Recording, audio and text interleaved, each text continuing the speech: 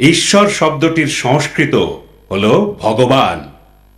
তার মানে যিনি সকল সমৃদ্ধির ধারক ও বাহক, তিনি সর্বশক্তিমান, কোনো কিছুই তার অজানা নয়। তিনিই সব সৌন্দর্যের উৎস, তিনি সকল সম্পদের অধিকারী।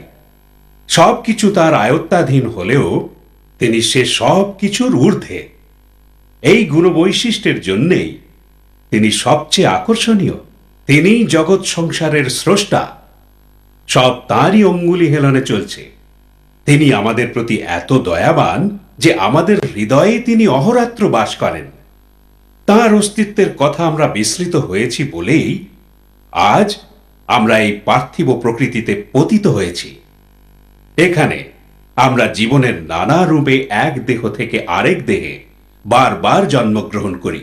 তবে যখন আমরা মানব দেহ লাভ করি, তখন আমরা আমাদের বিকশিত চেতনা আর তা কাজে লাগানোর ক্ষমতার সাহায্যে ঈশ্বরকে উপলব্ধি করি।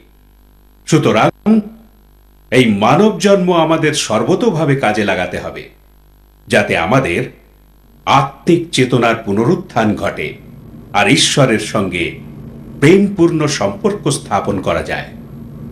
কারোর কি কোনো প্রশ্ন আছে? আপনি বলছেন ঈশ্বর এই পৃথিবীর স্রষ্টা, কিভাবে সেটা বলবেন? ঈশ্বরের যা সৃষ্টি, তার সঙ্গে কোনো দিনই মানুষের সৃষ্টি তুলনীয় নয়। শুধুমাত্র ঈশ্বরের দৃষ্টিপাতে সকল জীবাত্মা এই পার্থিব প্রকৃতিতে সস্থানে বিরাজ করে, আর তাদের উপস্থিতির কারণেই অসাড় বস্তু সক্রিয়তা লাভ করে এবং পার্থিব প্রকৃতি আত্মপ্রকাশ করে।